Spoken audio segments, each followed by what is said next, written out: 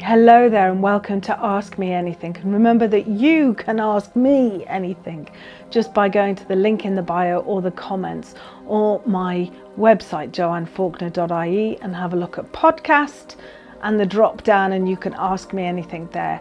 So this month Nancy asked me about painful bladder syndrome. So she is feeling an urgency with needing to go to the loo and having to go to the loo every 20 minutes. Now some days she says she's really fine and then other days it will come back with a vengeance. So also just to say that this is different than an overactive bladder syndrome, and usually that means leaking but not having any pain. But what Nancy seems to be describing is painful bladder syndrome, where you have an urgency where you need to go to the loo and you have to go very, very frequently. Now, in Western terms, this can be because of over the years we have developed, maybe we've had quite a lot of urinary tract infections, perhaps we've had a few bouts of cystitis, and this has built up scar tissue within the bladder, and it means that there's not an ability for the bladder to hold a lot of urine because of the scar tissue. So we're going to talk about acupressure, food medicine and qigong exercise to help to increase the strength of the bladder. In Chinese medicine, each of the organs is a pair. So we have 12 meridians, and of those 12 they're all paired together, so we have 6 energetic systems, and the bladder is twinned with the kidney. So bladder and kidney, one is a yang organ being the bladder, the yin organ being the kidney, and they are twinned together. So quite obviously the kidney being the filtration system for the blood and the fluid in the body, which is then transported to the bladder so that it can be excreted. The bladder, the yang organs usually fill and empty, whereas the yin organs generally are full. So when we think of the kidneys, they're kind of like full of blood. They're quite a dense organ, and these two work together, the kidney and the bladder. So when we're talking about strengthening and helping the bladder, we're actually going to be using the kidney energetic system also. So before we get into talking about what foods strengthen the kidney, let's have a look at what not to take, what weakens the kidney. Well, in the 5 element system, we have a constructive cycle and then we have a destructive cycle. And what weakens the kidney energy is excessive sugars. So the stomach and the spleen, which are responsible for the sweet flavor, can really reduce the energy of the kidney meridian. Because if we think about sugar in the body is then in a kind of hyperactive mode. It's stimulating the nervous system, and also it's creating quite a lot of acid in the body, and the kidney helps to alkalize the body. It loves minerals, it loves water. All of these alkalize the body, thereby reducing the acids of the sugars that we are intaking. But if that yin-yang balance tips and you're having too much of the sugars, that will weaken the kidney. Okay, so you need to try and avoid refined sugar, refined carbohydrates. So that means no cakes, no pastries, no biscuits, and obviously avoid those jellies, even the sugar in pre-packaged foods. We don't want too much excessive salt or sugar, because salt is the flavor for the kidney, and again we want that yin-yang balance. So we don't want overly salty food, which you can get in pre-packaged foods, ready meals. They have an excessive amounts of sugars and salts, so you want to really be cutting those out of your diet. The other thing that stimulates the kidneys is caffeine. So we don't want too much caffeine. Not saying that coffee is bad. You can have a look at my other reels to explain what happens, but really it gives the body a real shot of adrenaline, but then in the end it weakens it. So it weakens our kidney yin, and our kidney yin is really where we can moisturize and nourish the body. So just like coffee overdoes it, we don't want also emotionally to overdo it. So if you're pushing, using your willpower of your kidneys, the kidneys are related to our ancestors, our very DNA.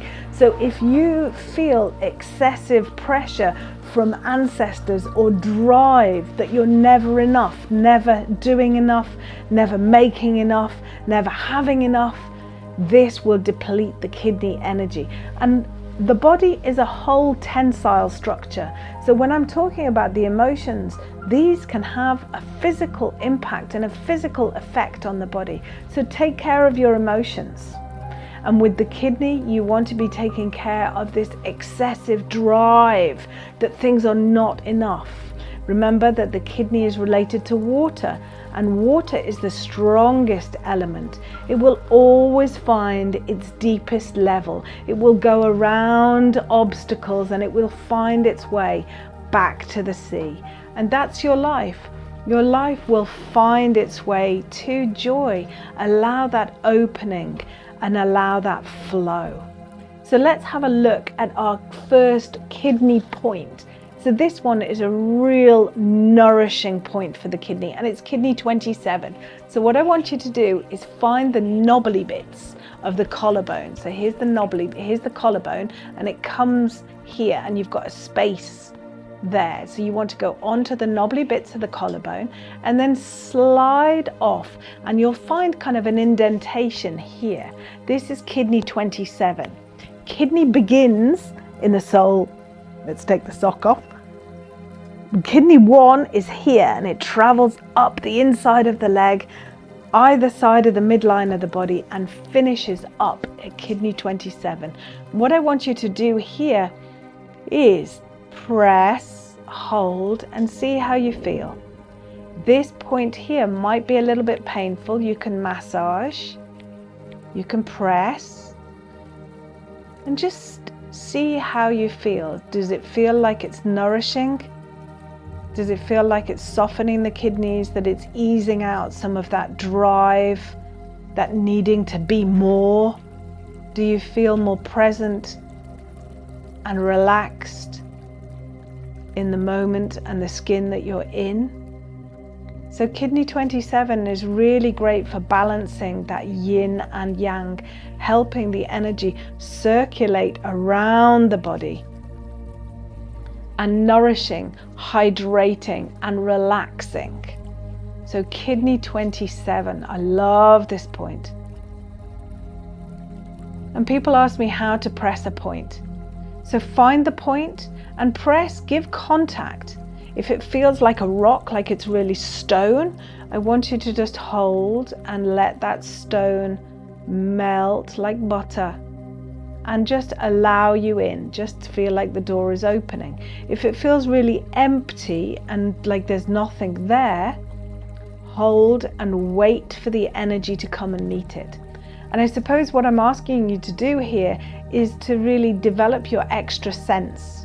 So we all know the senses of sight, smell, touch, sound, but we also have another sense, an extra sense.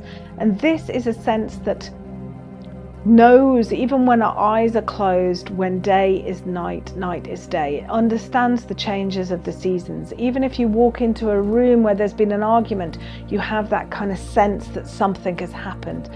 This is the sense I'm asking you to develop, the sense of energy. It takes a little practice, but that's all it takes is practice. And just an opening of the mind of kind of what's happening here. Now I can really feel that point softening. I can feel my bladder relaxing. I can feel my kidneys relaxing. So let's sweep down. Let's sweep down and let's rub the kidneys. Let's rub the kidneys. Bring over the waist and down to the lower dantian. So you're really just holding below your belly button. So rub the kidneys again. Sweep around and down. Rub the kidneys. Around and down. Holding. Now the Qigong move I want to show you, and you're going to go to the end because I'm going to attach the Qigong move at the end of the video, is for opening the qua. And that qua is the triangular bit of the pelvis. It's this area here, and sometimes the blood can become really tight. It doesn't flow through the pelvis, through this qua area, and the liver meridian comes right up through the groin. And sometimes through tension, through anger, frustration, this area can become really tight. And we want the blood to flow in this area so that you have a relief of pain.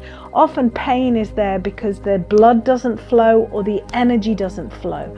So what we're doing is we're opening, we're relaxing so that the blood and the energy can flow. So go and have a look, wait till the end of the video, and I want you to open that qua and feel the energy flowing through that lower abdomen. Now back to the food. So we've done the points.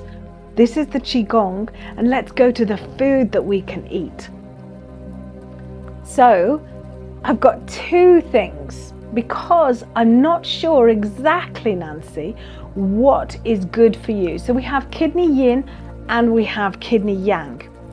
Now, if you have a ringing in your ears, or you have cold feet or cold hands, then you really want to support kidney yang. So kidney yang, Adzuki beans are really one of the best things I know for supporting kidney yang. They really warm the furnace of the body and help that qi flow up the spine, over the top and down the front of the body. So you can find my blog for Adzuki bean tea. You can find that in the link in the bio, or the blogs, or go to my landing page. So if you've got cold hands, cold feet, ringing in the ears, this is telling me that the kidney energy isn't strong enough to move that kidney yang. And yang is warm, it's masculine, it's doing, it's creating. But if your kidney yin is being squished by too much kidney yang, I know this gets into really technical stuff, but some of the symptoms: do you get really thirsty?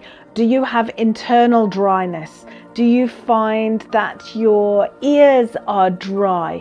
Do you find like you get an anxiety, a too much, like there's too much going on? You get a lot of overwhelm. Well, that means you've got too much kidney yang. And what I would recommend for that is barley water. And you can find that recipe in my blog as well. Really easy. I love barley water. And if you suffer from a lot of UTIs or cystitis, you want to be making and drinking barley water every day. So what you do is get 2 handfuls of barley, put it in a heavy based saucepan with 2 liters of water. Bring it to the boil, put the lid on, and then simmer it for 45 minutes. Make sure it doesn't boil dry, because at the end you want to strain it and drain and leave the barley to eat, and you want to drink the barley water. I usually keep it in a bottle in my fridge, and I shake it up. I add it to a mug of and then I top that up with hot water, and so you've got a lovely hot drink. And I want you to drink that every day. If you suffer with UTIs, cystitis, you've got that painful bladder syndrome, barley water is the place to start for you. So I hope that has helped you. So you remember, you need to be making the barley water.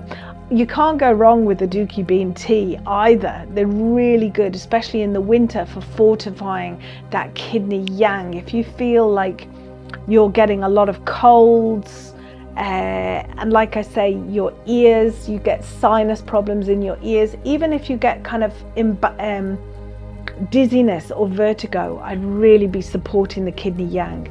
Try the kidney 27 point, and remember to open the qua, to open the liver blood to circulate all through the sexual organs and your hips.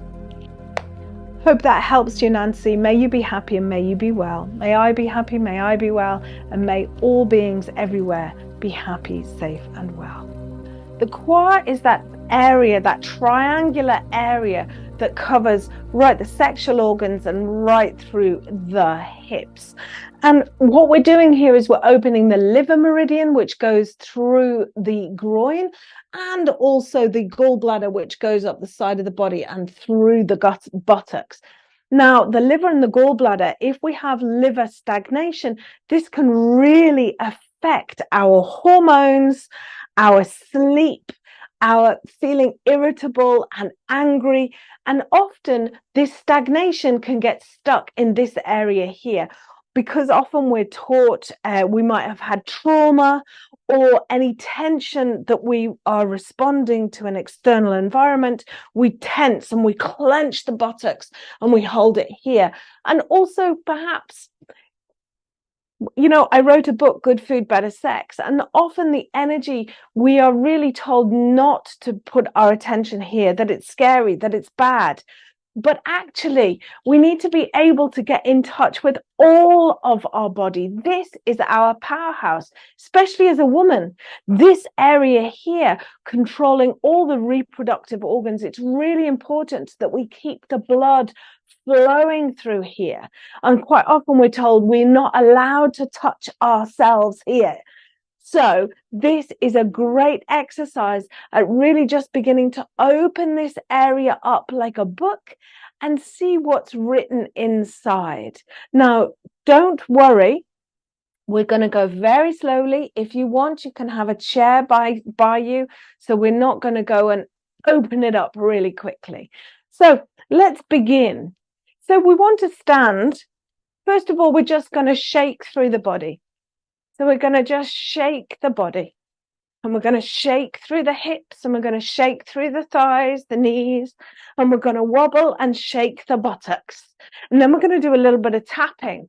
So tap the pubic bone nice and gently with compassion, and tapping right into the groin, tapping right into that liver meridian.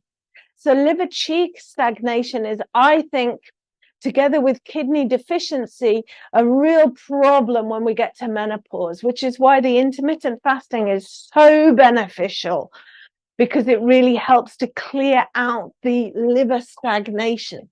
So let's clear out any buttock stagnation. Tapping the buttocks, tap the sacrum, tap the kidneys. And rub the kidneys, say hello to your kidneys, sweep around the waist to the lower dantian. And you can see I'm making a kind of triangle. I'm bringing my thumbs to my belly button and I'm making a triangle. And roughly where your little fingers fall, that's where your ovaries are. So let's just rub a little bit into the ovaries. Tapping again. And now we're ready to begin. So inhale. Arms come up, exhale, imagine you're gathering that energy and bringing it down to the lower dantian. So you should already begin to feel your lower dantian and all around the sexual organs nice and tingly. Inhale, exhale. I mean, this is our pleasure center. We are made for pleasure. So don't deny that pleasure. Really, even now, feel yourself opening up to the wonderful feelings that the body can give us. And what I want you to do now is go out with the feet. 1, 2, 3. All right, so you're in a nice stance. And this is called a horse stance. Okay, as if you're riding a horse. So we've got a nice wide horse stance. We're going to inhale. Imagine drawing the body upwards, twist the foot out to the side and exhale. And I want you to sink down with that knee, imagining that that pelvic area is sinking towards the floor. Now, I don't want your knee to come past your toes. So you want to be able to just see the edge of your toes there with your knee. Inhale, come back to center, pushing into the soles of the foot so that the knee doesn't collapse in. Inhale, center. Exhale, twist from the waist, twist round and look at the other foot. Look out to the other side. And as you do this, retain your balance and push into the soles of your feet. Push into the soles of your feet and begin to feel that there's an opening happening in this qua area, a bit like a book opening its pages. What would your pelvis want to say to you? We're opening up the liver meridian, increasing blood flow to the area. And remember, blood moisturizes. It's a yin fluid, so it's also going to help with vaginal dryness. Inhale, back to center. Exhale, let's go to the other side. Sinking down so you can see over your toe. You can just see your toe. Inhale to center. Exhale, twist from the waist and look to the other side. Now you can see that my knee wants to come in. Keep your knee out. Can you see what happens there? That rotates that in. So that also needs to be rotating out. So see if you can feel that spiraling happen down to the soles of the feet. If you can, see if you can turn the muscles off. Relax the buttocks, relax your thighs, and just be open in this position. Inhale back to center and bring your foot and let's come back in. And give it a little shake. Shake through the knees, shake through the buttocks, shake through the belly. Very good. Now I'm going to show you how to do it again, sitting down on a stool. And you want to do this regularly every day. Rather than doing it for hours once, do it regularly every single day. So I'm going to sit on my stool. I'm going to do it again. So out we go. 3. Inhale. And imagine that you're looking over that leg. Obviously, you're not going to be using your knee or sinking down. Inhale back to center. And exhale, looking over the other side. But you're still opening through this. You're imagining the spiraling taking place. Inhale back to center. Bring the foot back in. Relax, be in the center. Inhale, foot goes out. Exhale, sink it. Inhale to center. Exhale, and over the other side. Pushing down into the soles of the feet. Feeling that opening. Even though I'm sitting on this chair, I can really feel that opening here. Also, if you drive a car a lot, this can also bring a lot of tension to this area. So not only are we releasing sexual trauma, we're also releasing the physical, everyday tensions that can kind of get stored in the body. Inhale back to center, bring the feet forwards. And walk it nice and safely back in to center. Little shake, little wiggle, little tap. Rub the kidneys and around. Rub the kidneys and around. And just really have a little conversation. Have a conversation with your pelvis. If it's open now and it's a book, what would your book like to say? Maybe it gives you a memory imprint that no longer serves you. You can release and say thank you to the body for holding on, but you no longer need that. So you can forgive, forget, let go, and feel any of that tension flowing down your legs to the kidney 1 point in the soles of the feet, and feel the earth receiving all those memories, all that tension, all those days that went before that caused you pain and tension in the pelvis. We're going to inhale, collect the energy, exhale, sweep it down. Imagine that this chi is like a river and it can flow through the body and flow it through your hips, down through your legs, right into the soles of the feet. Feel it going into the earth to be absorbed. Inhale and exhale. Sweep it through. Don't forget your spine. Sweep it through. Down we go. This time, inhale. We're going to take a beautiful chi ball And we're going to bring that ball of chi into the body, filling every single cell with light and energy.